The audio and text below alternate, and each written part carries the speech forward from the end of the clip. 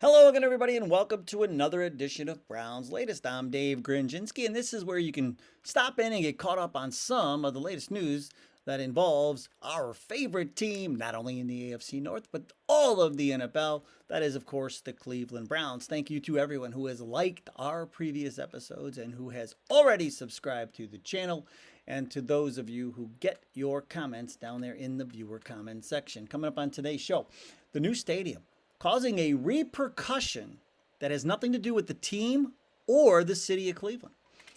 ESPN at it again. They came out with this all-time draft list, and it's not who's on it that's grinding my gears, it's who's not on it.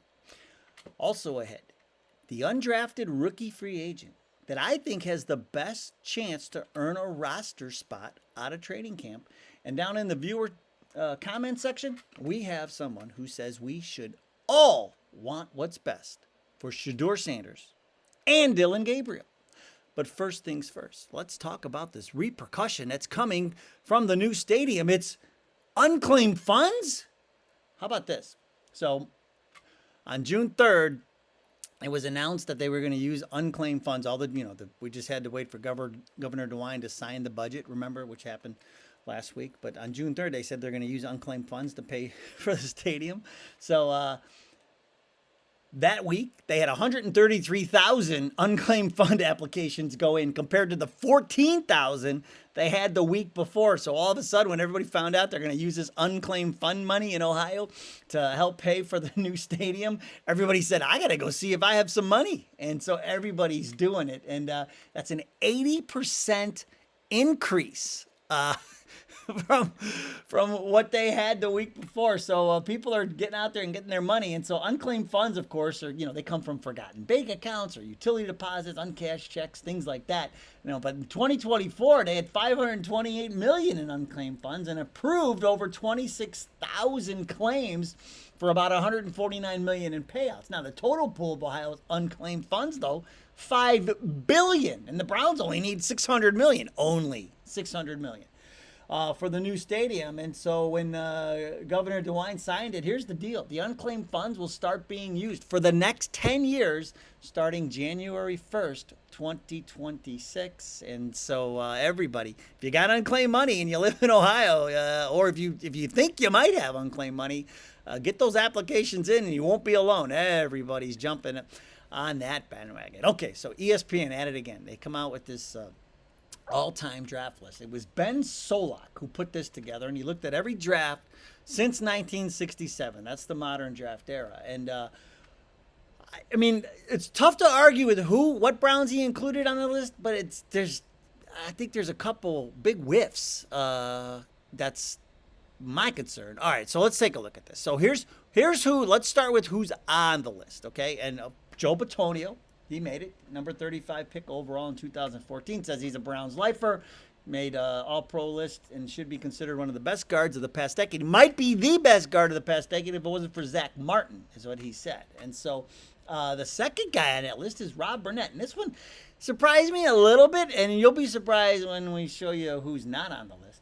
129th overall in the 1990 draft. He played 6 of his 14 seasons with the Browns.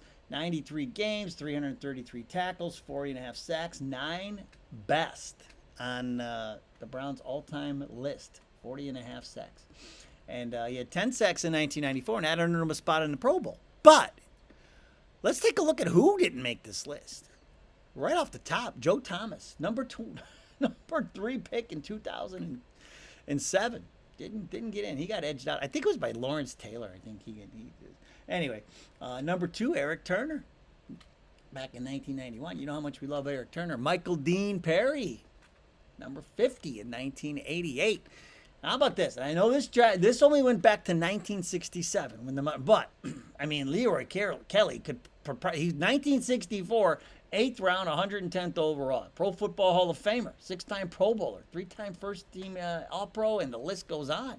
He was drafted as a backup to Jim Brown, but became the feature back and one of the NFL's best. Finished with over 7,000 yards and 74 touchdowns, did Leroy Kelly. How about Brian Sape? NFL MVP in 1980. Of course, the Cardiac Kids. He led the Cardiac Kids, and It set franchise records for passing yards and touchdowns and MVP in 1980. And then how about Gene Hickerson? And this is another one who he goes back to 1957, and he was the 7th-round pick, 78th overall, but another Pro Football Hall of Famer.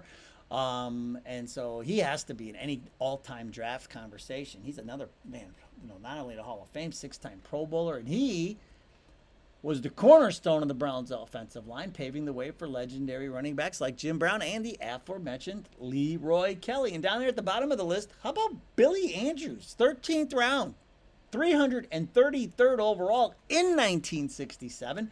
He was a late-round gem who became a regular starter, but he might be most famous for the famous interception he made in the first ever Monday Night Football game. Remember that? Against the New York Jets. Billy Andrews made that interception. And so, you could also make a case for maybe Nick Chubb in the 3rd round in 2018. We'll see how his career pans out. How about the Wizard of Oz? Hall of Famer, man.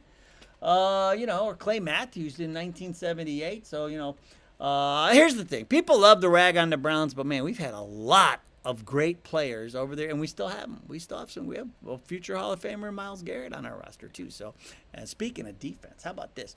We need some safety help. We signed some guys, so we're addressing the situation. But there may be more coming in out of training camp in a unlikely source, and it's Donovan McMillan, who was an undrafted rookie free agent. And why do I say that? It's because our track record shows we like to do this. We find safeties who can help this team who are undrafted rookie free agents. We'll get to that, but let's take a look at McMillan's stats first. This is his career in Peru at Pitt. So we got him from Pitt, but he was a 4-star recruit who transferred from Florida to Pitt.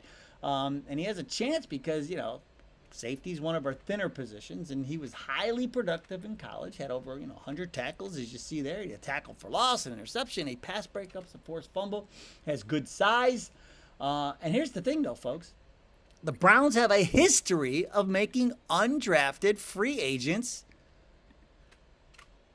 safeties a part of the team. They've had a couple earn roster spots in the last couple of years, like D'Anthony Bell. He's a 2022, signed as an undrafted rookie free agent, made the team, has been contributing ever since. And 2023, Ronnie Hickman, who some people think Ronnie Hickman could have a breakout year this year. They're already talking about him. So, he earned himself a spot back in 2023 as an undrafted rookie free agent. So the Browns have this knack for finding safety help as undrafted rookie free agents. So Donovan McMillan fits the bill. And so it'll be something to watch when training camp gets going here in a couple of weeks. Now, one thing that always earns a roster spot, the viewer comments. And that's thanks to you because you guys are so good at it.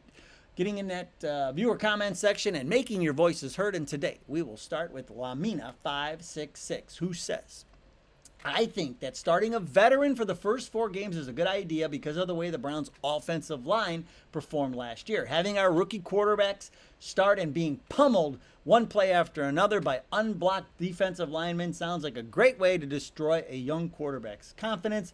Starting a rookie quarterback after the first 4 games will either prove that the Browns' offensive line is ready to play this year, or they show the same performance level that they did last year, and it could then set the expectations for the Browns' rookie quarterbacks. Here's the thing, Lamina. Yes, the Browns' offensive line was bad. We talked about this a few shows. I say a few shows ago, but it might have been a couple of weeks ago. We talked about the Browns' offensive line and why they will be better.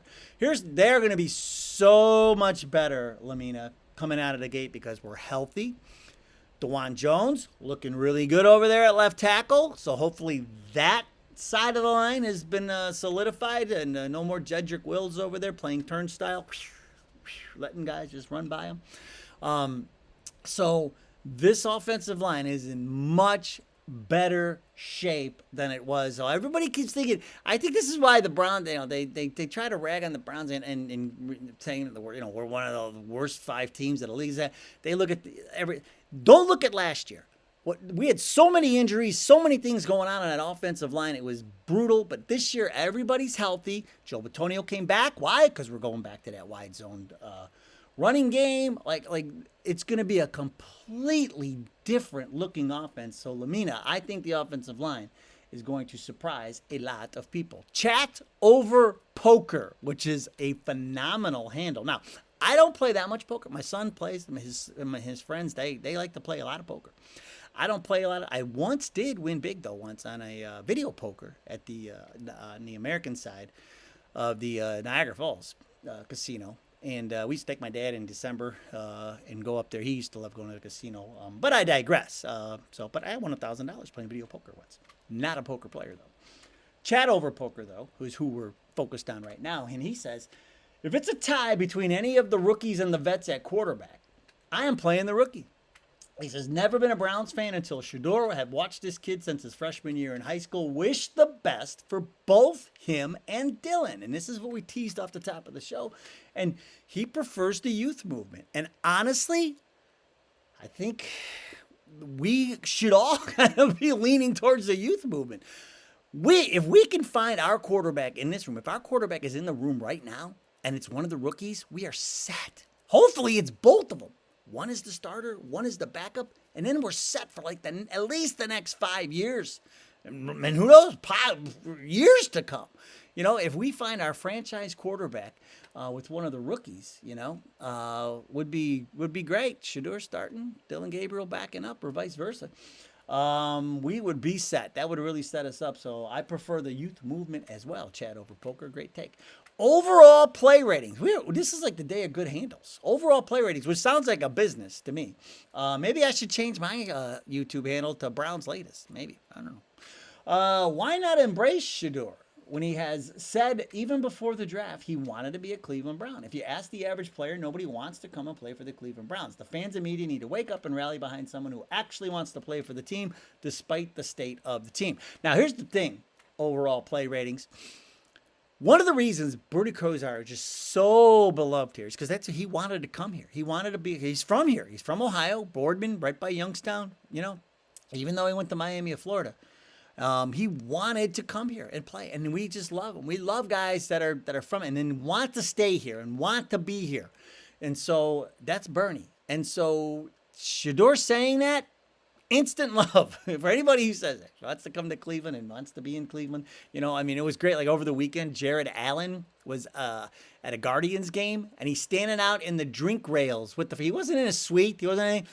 We love that stuff. I mean, that's a guy we want to keep around. He's one of us. He's hanging out on the drink rails watching the Guardians. Like you can't.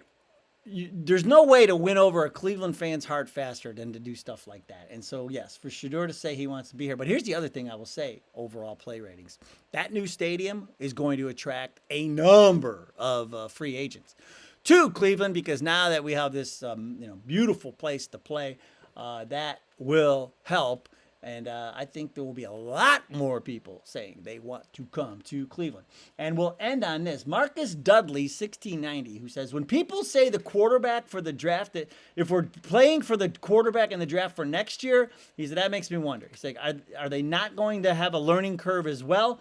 Thank you for your good work, sir. Well, thank you, Marcus Dudley. I appreciate that. Thank you for your comment. And that's the thing. Yeah. So what are we going to do? Oh, we're going to tank this year, and then let's say we do draft Drew Aller. We'll be in the same boat next year. What are we going to do? Sit there and go, oh, should we play him? Should we sit him? Should we wait? What do we do? We're going to, do we want to go through this again? I don't want to go through this again.